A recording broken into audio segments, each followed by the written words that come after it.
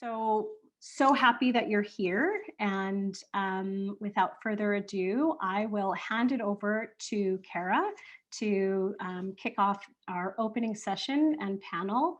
And Kara is the executive director with Climate Access, and she is a pioneer and thought leader in the area of climate communications.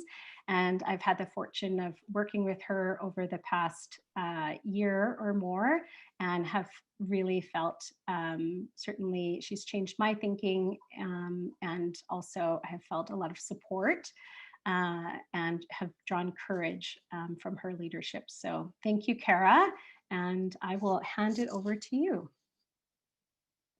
Thank you so much, Amber. It's a pleasure working with you, and thanks everyone for joining, all of our panelists today, all of our participants. We're super excited, and I'm just really disappointed with how my camera is working because I wore my Wonder Woman shirt today, which I thought was appropriate for the session.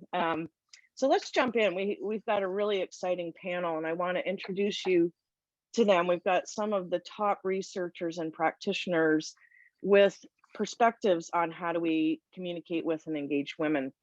So let me quickly introduce our panel, and then we'll jump right into our conversation. Sakita Grant is the Vice President of Programs at the Solutions Project. Sakita is an environmental policy and social justice strategist overseeing the Solutions Project's grant making, policy research, and impact strategy support for more than 100 frontline leaders, innovating in models for a regenerative economy across the country and including Puerto Rico. She is also an environmental justice lecturer at Sacramento State University and worked previously as a climate justice fellow with Emerson Collective and for Greenlining Institute as legal counsel on their environmental equity team, where she was focused on making energy and climate policies in California equitable and beneficial to communities of color. So welcome, Sakita. We're so happy to have you. And also want to introduce Dr. Melanie Thomas, who's an associate professor of political science at the University of Calgary. Her research focuses on the causes and consequences of gender-based political inequity in Canada and other post-industrial democracies, with a particular focus on political attitudes and behavior and policy feedback. We're super excited that you're joining us, Melanie. And my old friend and longtime colleague, Dr. Connie Wozer-Renouf, who's a former research scientist at the Center for Climate Change Communication at George Mason University. Connie's research focused on understanding how diverse audiences use, interpret, and respond to information on the issue of climate change. From 2008 until her retirement in 2018, Connie served as co-principal investigator with Ed Maybeck and Tony Lizerowitz of the Yale George Mason University Climate Change in the American Mind Audience Research Program. So we're looking forward to hearing more about all of that. And actually, I'm going to start with you, Connie, and ask if you could just provide us with some background on where American women stand on climate in relationships to other audience segments. What are some of the patterns that are there, and what are the implications for our communication? So I know you've got a few slides to share with us, so we'll turn it over to you for that. So I will share my screen now. Let's see, where is.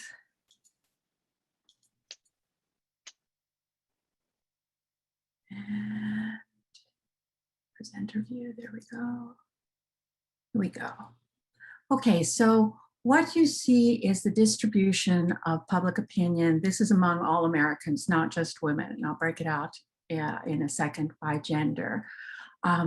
This is an audience segmentation, Global Warming 6 Americas, that we did first in 2008, and we've been tracking ever since. And we have a continuum here from the alarmed segment of the population, which is the segment that is most concerned. I think probably everyone on this call belongs to that alarmed segment. The highest understanding about the reality, the causes, the threat of climate change, and the strongest belief that there's something we can do to reduce the threat. And at the other end of the spectrum, we have the dismissive, who are the ones who think that this is a hoax that isn't happening. The pattern there are two patterns in the data that within the segmentation that tell us a lot about how we communicate with different audiences, how we approach the diversity in public opinion. First, there is just that beliefs about climate change and support for policies and actions and intentions to do something about it go straight down from the alarm to the dismissive. But the other pattern here, which is very important in terms of communication, is issue involvement. How much am I paying attention to this issue? How much do I care about it? How much mind space does it take up? And the people who are in the middle of the spectrum, this is not on their radar, particularly the disengaged, many of whom have still not even heard of the issue of climate change. When we look at the split by gender, there are not large differences between men and women in terms of their opinions about climate change, their understanding of the issue. The proportion of alarmed is close to equal between men and women. In this particular way, these are data from March. There were 2% more men than women in the alarmed segment. From survey to survey that we do, and these happen twice a year, that proportion stays close to equal, sometimes a few percent more men, sometimes a few percent more women. However, among the concerned segment, we always have more women than men within that concerned segment. Those are people who are worried about climate change, but they don't get exactly how bad it is. We also have more women within that disengaged segment, the people for whom this is not an issue at all. They're not really even aware of it. We have fewer women in the doubtful and dismissive, and that's good. Fewer women tend to be skeptics about climate change. Those tend to be the old white men who are in those segments. We should also say that by political party, we have seen movement over the past few years that virtually all Democrats are in the alarmed and concerned segments. The disengaged is still split pretty evenly between the parties, and the other three segments are dominated by men at this point. By Republicans at this point. So here is the audience that we are facing as communicators about climate change with women. This is the distribution with women, that about a quarter of American women are in that alarmed segment. And I want to say I have some data from Canada that are older data, but comparing them to where the US was at that point, where the Canadians were at that point, it looks, and this is from a couple different data sets now that I've looked at, the Canadians are ahead of the Americans in terms of engagement with climate change by several percentage points.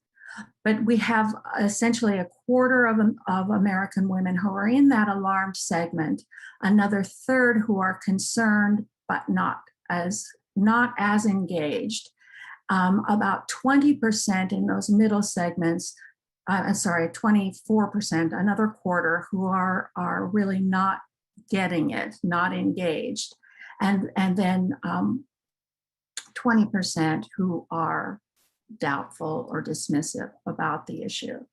And this has implications in terms of understanding that if we want to engage those people in the middle segments, we need to understand more about how they differ from us.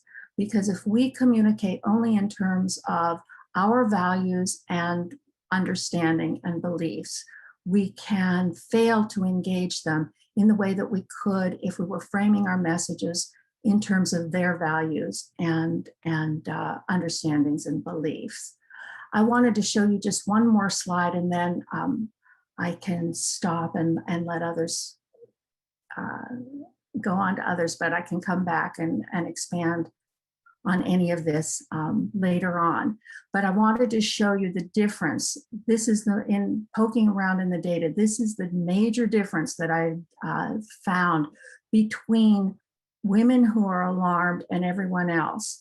If you ask how worried people are about climate change, 93% of the alarmed women say they are very worried. And you see few women in any of the other segments are very worried. It's that worry that is a powerful motivator for us, and it's a motivator that the other segments lack. And Kara, you want me to stop there and let you go on to someone else?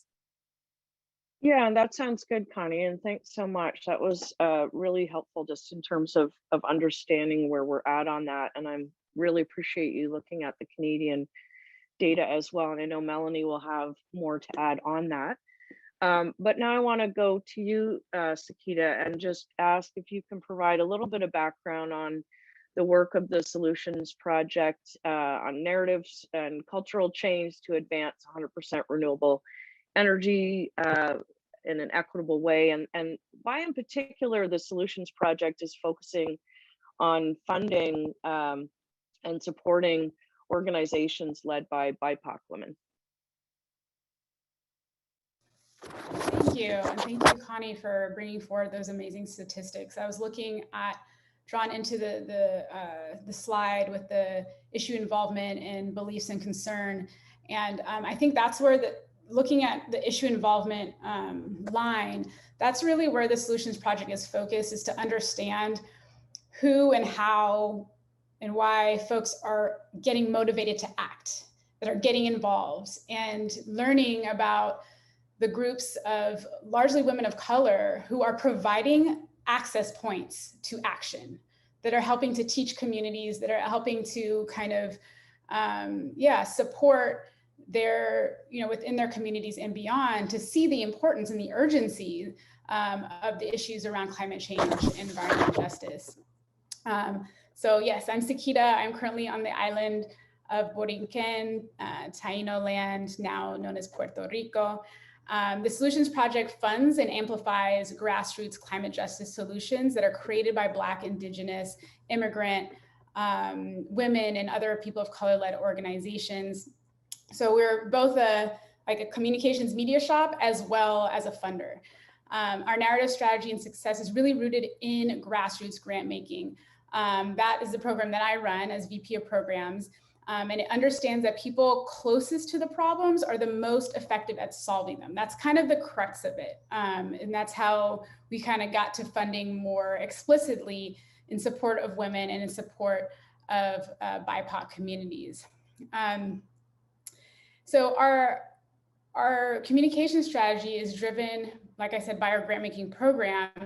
And any bold idea that we set out to make popular, whether it's 100% renewable energy, any of these pieces, it's really always in response to and grounded in the experiences and stories of our grantee partners that are the ones on the ground that are changing policy, that are highly active in Connie's slide, right? That are really, really engaged. And we're just kind of following their lead and listening to their stories. We deploy through our funding millions of dollars to more than 100, mostly Black, Indigenous, women of color-led grassroots organizations. And as I mentioned, we also run a media program that's focused on shifting news coverage. It's focused on building digital capacity. And it's focused on reaching millions with celebrity and other pop cultural spotlights. So we use a lot of pop cultural influence to really emphasize the amazing work of the grantee partners that we're connected to. And we do a lot of capacity building with our grantee partners, which is incredible, how much messages can get out when you support, a part-time ED working on the ground, supporting them to be able to, just write an op-ed. Do a local news, show up in local news and get the lighting right and all these things, your talking points. And it's amazing how that can really have impact in terms of how these messages are received and making all those messages more accessible to a wider audience. And so, our partners are redefining what's possible. And this is, within the US, from equitable 100% renewable energy policies in New York, to Black voter turnout in Georgia, which hit the news for a lot of folks, to climate resilient bond measure for affordable housing in Miami, which is historic, to working with Indigenous nations. Navajo Nation created their own on-site solar storage technology that is now supporting 15,000 Navajo homes that did not, with solar electricity, that did not have electricity, previously. So the other big piece of this work, and I'll close after this, is that despite all this amazing work, we are faced with really, really bad statistics in philanthropy and in media. So less than 1% of US philanthropy, let alone climate philanthropy, but less than 1% of US philanthropy supports women of color. And that's in the US. I'm not sure these statistics in Canada. Only 2% on the media side, only 2% of US clean energy news coverage even references communities of color, let alone women of color in 2019. And we did see an uptick. We had because of a lot of trauma being exposed, through the US and through our media, and the response of the racial uprisings that happened, there was an uptick to about 13%, but still fairly low, but a pretty significant uptick there. So really that shift that you're asking about, Kara, is really related to, I think, a realization and an understanding that women of color are the backbone of our communities. And as it turns out, the heart of our democracy and movements for climate action, folks who are in the streets, folks who are writing letters to senators and doing all of that work. And then coupled with that, they're also the ones that are least funded. So that's what really motivated us about kind of being bold with our commitments, and realizing that it was time that we really listened, learned, and figured out how to join forces and bring real resources behind the solutions, including through communications. So I'll stop there, and yeah, I look forward to the rest of the conversation. Okay, I really appreciate that. And it's a really dramatic shift that was made. Climate Access worked on a case study for the Solutions Project, which hopefully will be out soon, but it went from an insignificant amount of the budget to now 80% of your grant making going to BIPOC organizations led by women. So talk about really, walking the talk and putting the money where the commitment lies too. So Melanie, I'm glad you're able to rejoin us. Melanie is attending the meeting from a rural community today with poor internet. So we're glad that we have you back with us. I think you're still frozen there. Hopefully you can hear me though. Are you able to hear me? Okay, I think we're still having trouble there. Hopefully we'll have her back with us. And Melanie, I can hear you. I might just keep my. Okay. And I am. Can you hear me okay? Yeah, we can hear you now. That's great. Hello? Okay, great. Hear me now? I'm wondering if would it be possible to call in on the phone, because there's a phone number and that may just give you better. We're still having a hard time hearing you. I can try. Okay, Maria can email you that number. Kara, could I Okay. Could I add something to your last comment really quickly? Yeah, sure. So I'm new to the Solutions Project. I've been here for 6 months. My colleague, Sarah Shanley Hope, who helped, she's really in the comms and media world a little bit more. I'm a boring attorney and you don't want me doing anything in media. But she has a lot of historical context that I've learned from her. And I just wanted to note that shift that you talked about, which was a lot more of our portfolio supporting white males, and shifting that into more women of color and more women. That was not easy. And so for those who are thinking about these issues, we are here to support. There's attachment to the way that money flows currently. And so in anything in life, when you're wanting to shift something, there are some pain points around that, and you will receive resistance. And then you will receive amazing openings in so many ways, because you're now supporting voices that have been underrepresented and under-resourced. So anyways, there's a lot there. And so folks are really either in that space and kind of like looking for some, support there. We are more than happy to be that support. Yeah, thank you, Sakita. And when Solutions Project releases the case study, we're happy to share it with everyone too, because it really goes into those lessons learned about the difficulty. And the importance of, like, the external communications will be false unless you're doing the internal work individually and as an organization to actually dismantle the systemic injustices that are embedded in our structures. So thank you for that point. Melanie, how's your audio now? I think we're still having issues there. Okay, well, Melanie, how's that now?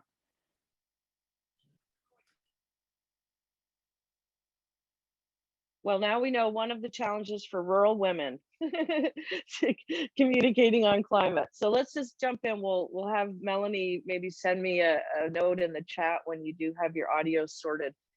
I want to go a little bit deeper, and maybe Connie, you could pick up on the kind of next layer of detail.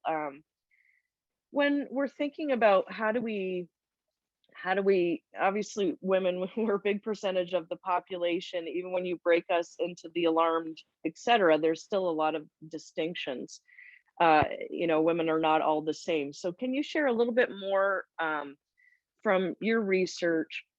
What do we need to be aware of in terms of what is motivating women on climate, or for those folks in the middle, the concerned, and then moving into the middle where they're not very engaged?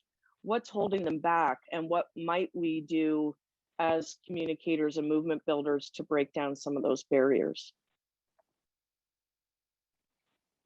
If you're on mute. The classic line. There we go. So the women who are really engaged with the issue have different values and are than the women who are not so concerned. We tend to have stronger egalitarian values, like concern for about poverty, about race, about other species. If we want to engage the people who are in the middle, we need to recognize that I think our best opening for engaging the people who are not engaged on the issue yet is talking about children. And I looked at some of the ads that the science moms have created that John's going to be talking about later. And boy, does he use that well. When you ask women, if we take action to reduce climate change, what do you think would happen? And we give them a whole list of options of things that could happen, good outcomes that could happen as a result of taking action on climate change. And then if you ask them, okay, of all of those reasons you checked, which one is the most important one to you? The alarmed segment tends to choose prevent the destruction of most life on Earth. The rest of women, or if you look at women as a whole, they answer provide a better life for our children and grandchildren. And so children are a really good focus in terms of engaging those middle segments. I think another barrier, and this applies to the alarmed as well as to the women in the middle, is the sense of, what can I do? I'm just one person, and this is a global issue. How can I make a difference? And I think that communicating to the alarmed that interpersonal communication is way more influential in changing hearts and minds than mediated communication. And so everything that you do as a member of the alarmed is amplified by your actions. Every time you get on your bicycle, instead of getting to your car, you increase the likelihood that other people will get on their bicycles too. And when you talk to your friends and family about how worried you are about climate change, you're more effective than when they read an article. So that article in The Guardian that I mentioned earlier, there's a very frightening article in The Guardian this morning about the forthcoming IPCC report.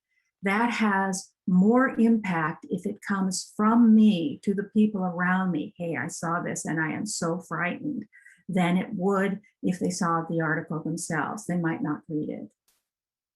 Um, those are a couple of the things that come to mind. Okay, that's super helpful. Thank you. And Melanie, I know we have you back now with audio, which is great. And I do want to circle back to where we were discussing, but before we go further down that path, I want to give you a chance, Melanie, to share a little bit about your work researching the effects of gender in politics, climate, and the energy transition. And if you could just talk a little bit about what makes women unique when it comes to values and messaging, and what implications does that have for practitioners? Perfect. So can everybody hear me okay? Is it working? Okay. So Yes.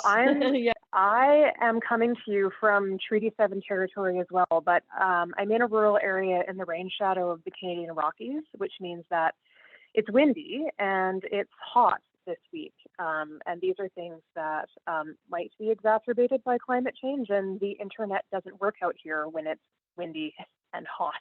So apologies for that.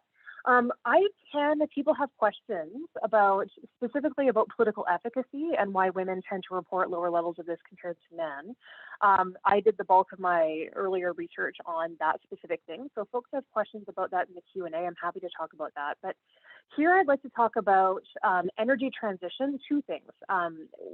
Energy transition and then support for Indigenous autonomy over land use. And so the data that I'm using, we did a survey experiment with 6,000 Canadians back in the fall of 2020.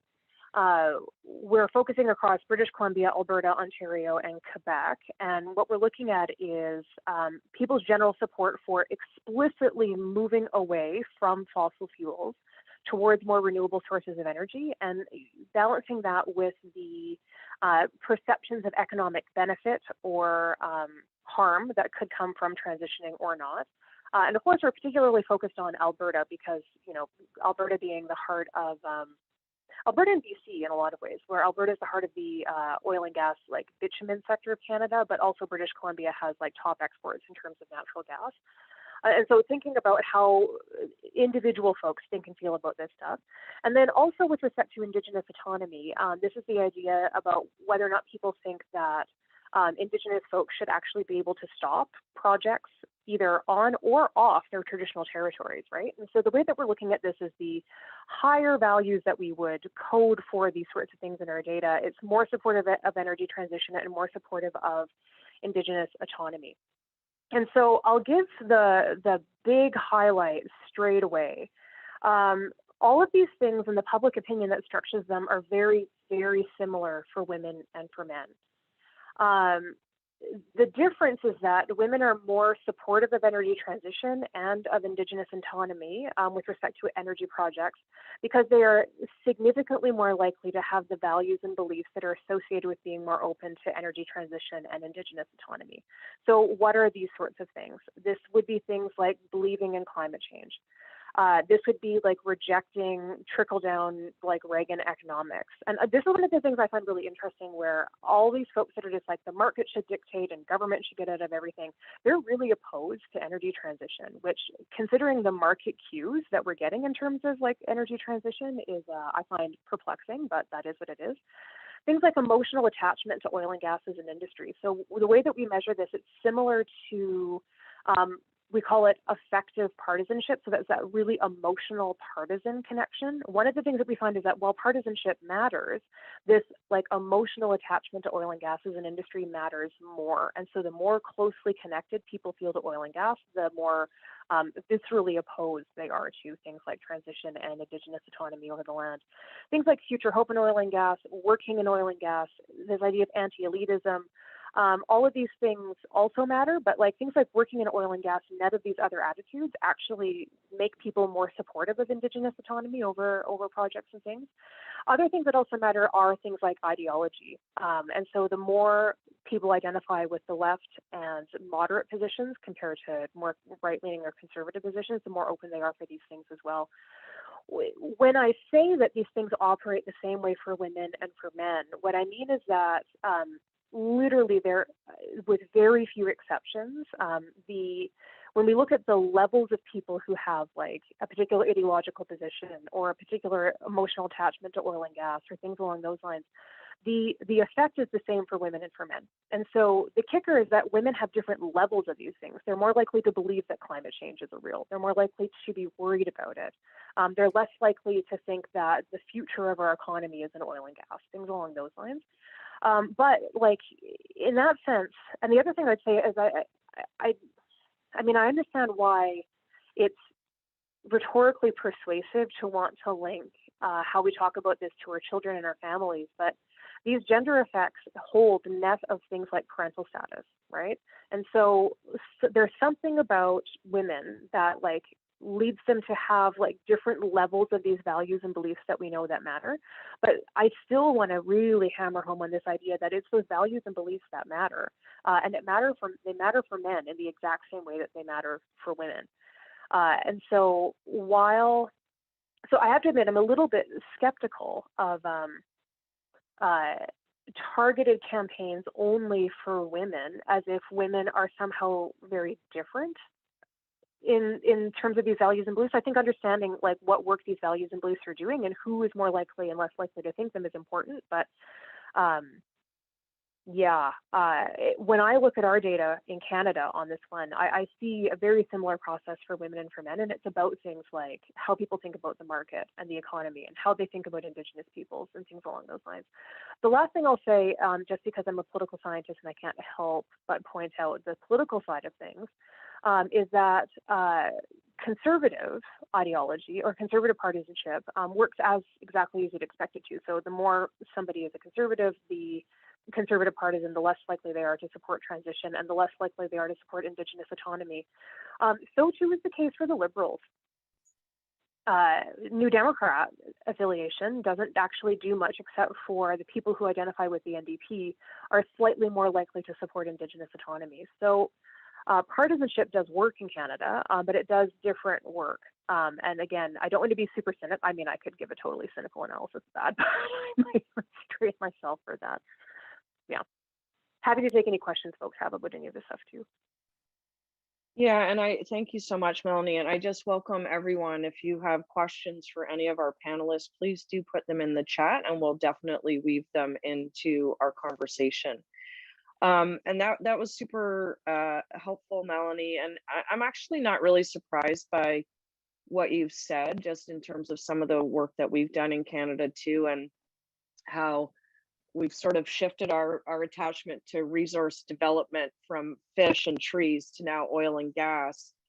On the other hand, we've also seen that the opposite is true as well, which is that when people actually have the lived experience of the solutions, they actually get pretty excited about that too. And so, you know, we've done focus groups like in Vancouver, where you might think everyone would be super gung-ho about clean energy.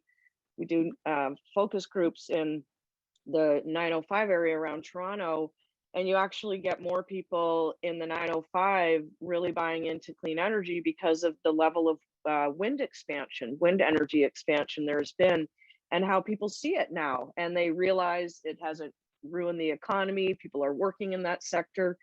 And we've seen similar trends in Iowa, where there's been major investment in wind, where people are really like, we're gung-ho. We actually think this is a really good direction we're moving in. So much more, there's so much we could pick up from all of what folks have said so far.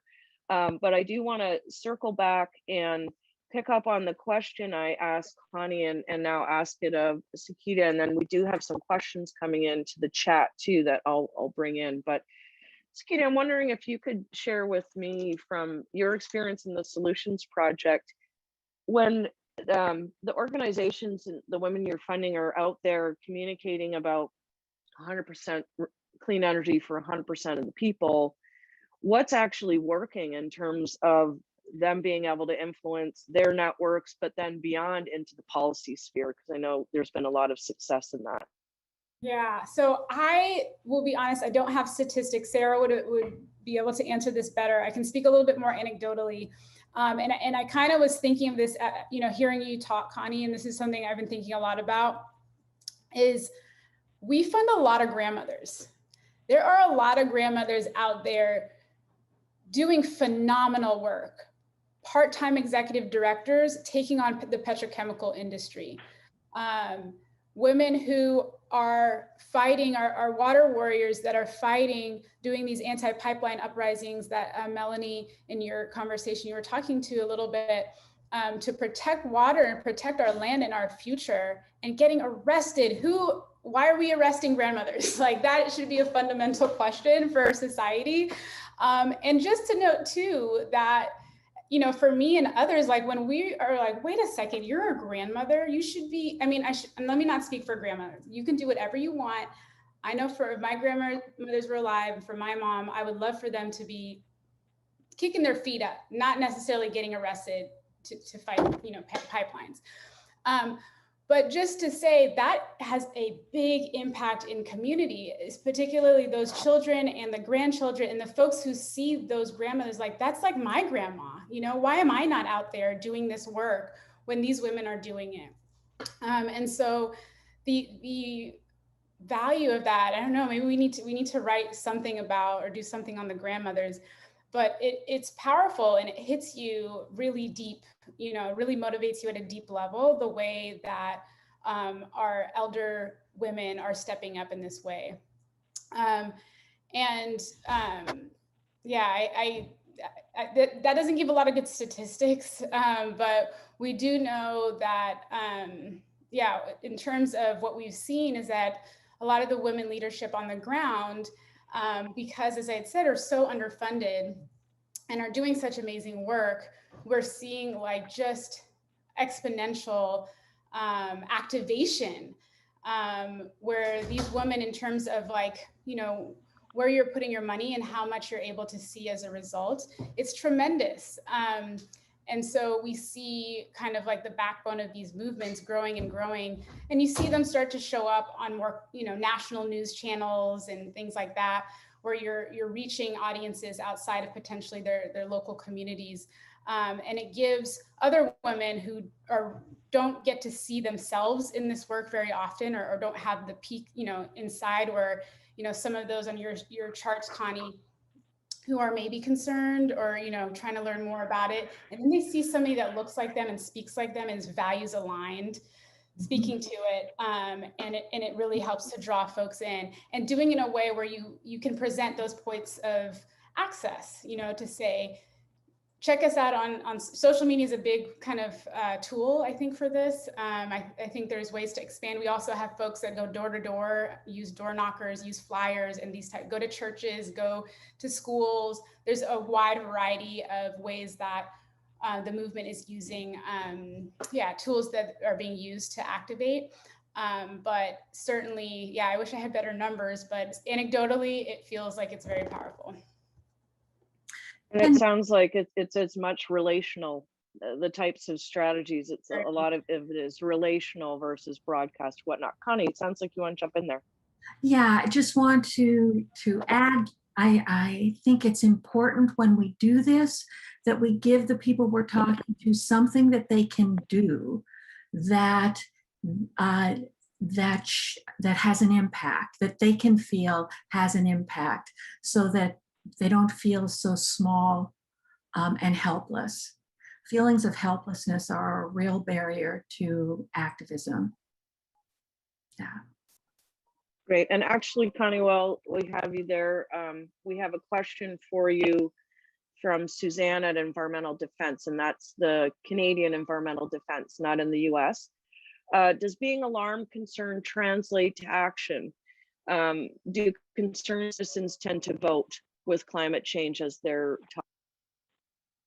No, the concerned do not vote with climate change as their top. It's a consideration, but it's not their top consideration, whereas it is with the alarmed.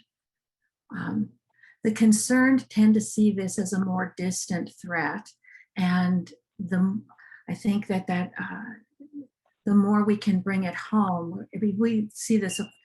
And Melanie, this going back to the things you were saying, this applies to men as much as it does to women, that this tends to be in the segments that are less engaged.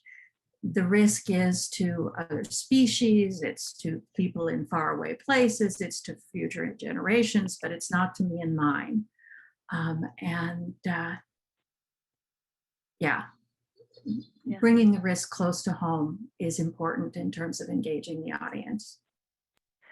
So if I can jump in on that one too, we see similar sorts of things in our data where I think it would be a major error to conflate believing in climate change with being worried about it, because lots of folks believe in it and are spectacularly unconcerned. The other thing that makes things like voting on an issue like the climate or the environment challenging is it's what we call a valence issue. And this is like fancy political science talk for an issue where everybody agrees that like a thing is good. They just really disagree about the best possible outcome, right?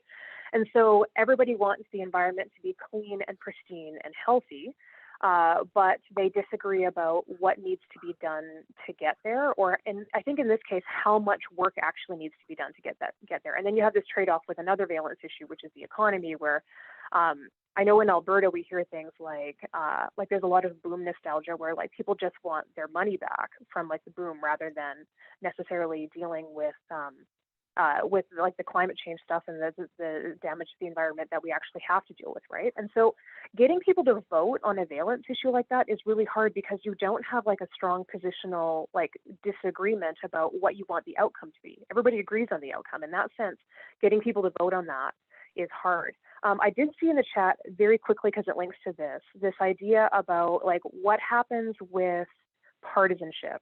So why is it that some of these differences might be driven by political party? And I would say the best way to understand this is to think about party attachment as kind of one of these long-standing values and beliefs. And in that sense, if you see partisanship as this kind of like perceptual lens through which people view the political world, that means that somebody who's a partisan of one party might see the leader of a party they don't like talking about the environment, and as a result, reject or react really forcefully against that simply because they don't like the leader who happens to be speaking to that issue. And usually when we think about things that are more proximate, like say a carbon tax or something where you're actually getting at fine-grained policy there, like it's not, I suspect lots of conservatives are like, Justin Trudeau's talking about that, and I hate Justin Trudeau, therefore I hate that policy that Justin Trudeau is talking about. So in that sense, I think continuing to going back and being like, what are the values and beliefs that are at play is probably, in my view, the most useful way to go about doing this, in part because you can see things like partisanship that way too. Can I add something really quickly to that? I think definitely. And it's so phenomenal, Melanie. I need to like read both you and Connie's work. There's so many nuggets in here. I'm wondering, maybe this is more of a question, like where does white supremacy and colonialism come into this? Because I think in terms of how our values, like if we want to like really get to the heart of what are the core motivators in our values, because I call it like whack-a-mole, if we're going after things that are kind of like adjacent to or maybe symptoms of some of the more core issues that we're navigating, and why that indigenous autonomy is so important, like really digging into the intersectional issues of the mindset and the values and framing around the unchecked ability to exploit land and people. Mm-hmm. And how, I don't know if there's conversations, and of course there's going to be tons of folks that's just a non-starter in terms of like talking about that. But if there's a way to, and maybe this is, yeah, I'm just interested if that comes up, because you know the folks that we often work with are dealing with exploitation in so many different ways. Climate is one of many issues that are happening. But there's also, because they're on the ground, there's this understanding that it's all related to the way that Indigenous people and people of color are exploited from and extracted from in parallel with or as part of the same systems that are doing the same thing to Mother Earth. And that if we were to reverse that, we would not have, if we didn't have these areas and this type of human exploitation, we wouldn't have climate change. We would not have the type of extraction from land if Indigenous people had autonomy over their land. We just wouldn't have it. And so I don't know how much that comes in, or if it's more subtle, or if you see that. This is like I think for me, the most exciting and also one of the most challenging parts of this project, because I initially thought that anti-Indigenous racism would do so much work. And what got me thinking about that was that in Alberta, back before 2019, there was a bid for purchasing into wind farms where 30% of the ownership had to be Indigenous. And I remember coming to visit the rural patch that I happen to be on right now and hearing people who like normally would not be able to speak about anything related to a wind farm being particularly opposed to one development out in the Cypress Hills, precisely because like the Kainai Nation was the 30% owner in that. And I was like, interesting. Okay. So what I can say is that we've tested for this, and we have to work. Figuring out the best way to measure racism in a survey is a challenge. And so we've built off of anti-Black racism and that kind of work in the States, and built measures of anti-Indigenous racism, and it's doing something. And it is leading to like pretty strong opposition to energy transition in general and to Indigenous autonomy in particular, as we would expect. We have survey experiments where we get people to listen to a news story about the Wet'suwet'en pipeline protests, and then also Indigenous nations in Northern Alberta that want to buy into TMX. And so you've got this kind of pro and anti that's going in there, and that isn't doing as much work as what we thought. And so this refinement that we think that we need to add into this, I mean, the work is very much focused on settlers, and I, as a settler scholar, think that it's appropriate for me to study my own folk, including the racist folk that happen to be in my mix. And so the research that's emerging in political science now about these kinds of identities is that racism is part of this, but then also, in particular, white sympathy and how that feeds in to the whole white supremacy structure is also a key component. And so all this to say, it's on my radar. It's on our radar. I think we need to do a couple of more interventions to figure out what exactly is going on to disentangle it. But I thought it was going to be more straight up racism, and that does do some work, but it doesn't do all of it. Yeah. But I also think like that white sympathy also feeds into white supremacy. It's just a different way of looking at it in some respects. Yeah. Thank you. That was super helpful. And Melody, I'm not sure if you're able to put in the chat any links to any of that research, but that would be super helpful. And then I also just wanted to point out, since we do have a lot of Canadians on the workshop today, that there's a Canadian data set similar to Six Americas, and it's done by Dr. Eric LaChapelle, who worked with Tony Lizarowitz, and we end up with 5 Canadas, not 6 Americas. So we've got 5 Canadas. And I'll just ask my colleagues, Maria or Amber, if you could pop the link to that work into the chat, including to the Canadian climate opinion maps. And those exist for the US too. And that's really a great tool because it takes those segments down to like a voting level. And you can really see differences on a battery of, I believe it's 16 questions or something like that. So great resources for everyone there. And yes, Connie, go for it. Yeah, Louise told me that the 5 Canadas data I couldn't share, or I would have, but I do have a slide. There was a master's thesis done at Harvard 4 years ago, that does 6 Canadas. And I have a slide of that if you'd like me to put that up for people to see, as also with a comparison to where the US was at That'd that be super time. helpful. Yeah, that'd be great. Let me go to that slide.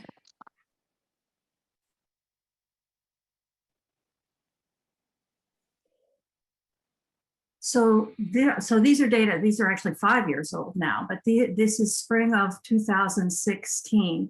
And you can see how far ahead of the US Canada was. 4% more alarmed, 12% more concerned, 5% fewer dismissive. Oh, that's doubtful. Dismissive is cut off. 5% fewer dismissive. Yeah, so that's what Canada looked like 5 years ago in comparison to the US. And if the US has grown like 10% in terms of close to among the alarm, perhaps that has happened in Canada as well. I know when we take the alarmed and concerned segments, we get to almost half of the Canadian public, just as a rough number, and maybe Amber can clarify that. Okay, that's wonderful. Thank you. And we just have a few minutes left, and we have quite a few questions. There's also some great comments in the chat if folks are tracking that with Melanie and others responding to questions in there.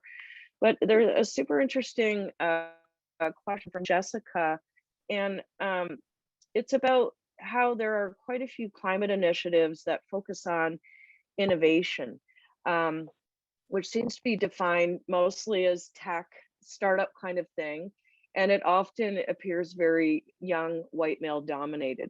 Is there a way to reframe innovation to include the work and projects of women? And I think it'd be great for each one of you to answer this, because I think we're going to get a lot of different perspectives on that. So maybe, Sakita, I'll start with you on that question. Yeah, super great question. And previously I've worked on the clean tech work from trying to work within the clean tech industry to bring about more diversity and hire of women and people of color, as well as doing work that is more relevant to women and people of color. It is hard. So I just wanted to frame, like, contextually, I have tried to work within what's moving in that very young white male led, and this was from California, Nexus, like working in at one point Silicon Valley and just in the Bay Area, surrounding areas, and the culture there is really deep. I've also been thinking a lot about this word innovation and the connotation that it has, because we do support, and a lot of folks that we support are very innovative. We've started to use the word creative more. I think that there's something very feminine in the word creativity and creation. We literally create life. The female body creates life. And feminine leadership has a lot of creativity in it, and is so shifting into a space of creativity that can be defined more on our terms, as opposed to like responding to, you know, the white tech bros who have, you know, a lot of times there is value, and I think what's creating there, but if they could do it in better collaboration, I think, with more women and people of color, but something that shifts into more, you know, I think words that kind of speak to, you know, and there's a lot of C's in it, but collaboration, being collaborative, being connected with each other, really valuing healing, valuing community, and being creatives. And so, but it's interesting, we're also grappling with this word innovation and the connectivity with kind of more white, young male dominated spaces. But those are just some thoughts that we've been thinking about, but happy to learn from others too on how to navigate that. Okay, great. Yeah, Thank you so much, Melanie. Yeah, perfect. Yeah, we find stereotypes do a lot of gross heavy lifting on this, and so this is the idea that entrepreneurial would be the buzzword that gets added to this mix up here. And where I think the way to understand the stereotypes that's useful for me is to think about who gets to be presumed to be competent right out of the gate, just based on who they are. And so if you're looking at who's quote unquote entrepreneurial, this is usually like younger white men, right? Who is going to be better at tech and trades? Like that's where you get that presumed competence as well. This translates to elections by looking at things like issue ownership. And so like right-leaning parties and men in politics tend to be seen to be much more competent at things like the economy. And you've seen this on display in recent Canadian elections, where somebody just has to say jobs, jobs, jobs without any substance else to like back that up. And like, that's enough for people to be kind of like, oh yeah, totally going to be amazing and totally competent. Whereas women, groups or things that are coded on the left, like there's a lot more interrogation of their presumed competence precisely because they are presumed to be incompetent based on who they are in their particular position. And so I would look at this in this context too and say, that like stereotypes do a lot of heavy lifting there, where if you think about who's the prototypical person who seemed to be like in Silicon Valley, good on tech, all of these other sorts of things, like you don't have to believe these stereotypes are true, like they're not, but they exist. And I think that's one of those things where knowing that's what you're dealing with is going to be key to help reframe things. I really love the idea around reframing around creativity and collaboration. I think shifting shifting where the conversation is being held changes that perceived like the privilege of competence, like just that straight perception based on who I am walking into a room, that I would just automatically be competent based on like the language that gets used to describe something. That language shift is, I think, really important. Great, thank you, Melanie and Connie. I will only add, I loved what both of them said, what both of you said, and that then the key is finding models for messaging, people to feature who represent the characteristics that you're wanting to encourage. Great, perfect. With the last couple minutes we have here before we go into the breakouts, I wanted to come back to Melanie's kind of very exciting, challenging point that like women aren't really that different from men on these things. So whether or not you actually should have women targeted campaigns, is that really a good way to go?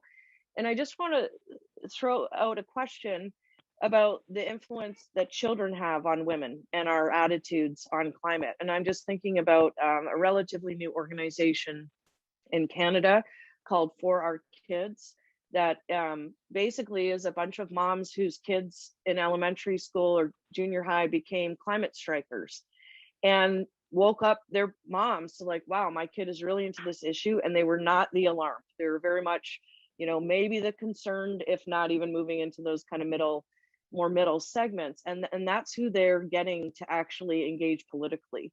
And they're not women who have been engaged politically on anything before, but they're super motivated because it's their kids' deal. So I'm just wondering your perspectives on that intergenerational influence and the role that we should be thinking of that in terms of how we engage women on this issue. Which one of you would like to take a crack at that? Can I just briefly say that, like, I will play the role of the skeptic. I will say intergenerational engagement is critically important and can move a lot of things. And Sakita's talked about this with grandmothers, and you can see the motivating bit of kids as well.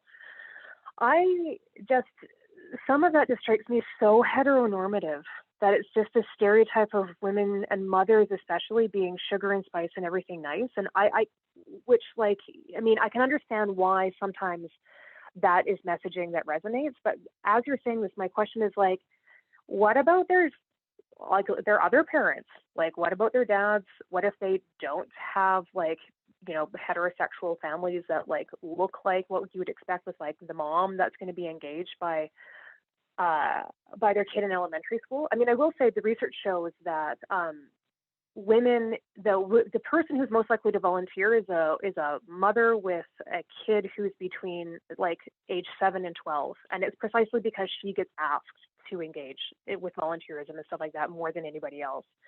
And so I think we should be aware of that while we're crafting our campaigns. It works because that's a population that's prepared to engage, right? But I mean, I would also go and say, do we really think that fathers wouldn't be engaged by their climate striking kid? I think that they would, right? What about like other family configurations? Like that should all be taken into account as well. And I mean, if it works, and like I'm all for like a reasonable like campaign that works, but I also think that there's a bigger picture set of considerations we should be taking into account too. Fair point. And my friend and colleague Matt Price, who was part of creating For Our Kids, he's a guy and he got into it because all the kids were striking. So thank you for that. Connie, or anything you'd like to add there? Just that I think targeted campaigns are more likely to engage people when they're targeted, and that targeting women is a great thing to do, but it's not the only thing we need to do. We need to be targeting all different kinds of communities with different kinds of campaigns specifically designed for them.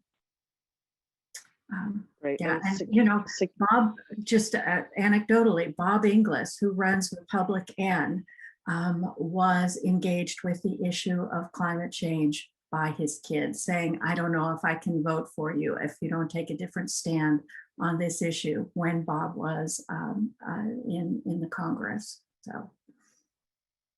Thanks, Connie, for that. And Sakita, over to you for the last word on the panel. Yeah, I totally am inspired by and agree with everything Connie and Melanie are saying. I am hugely excited by any and all things intersectional.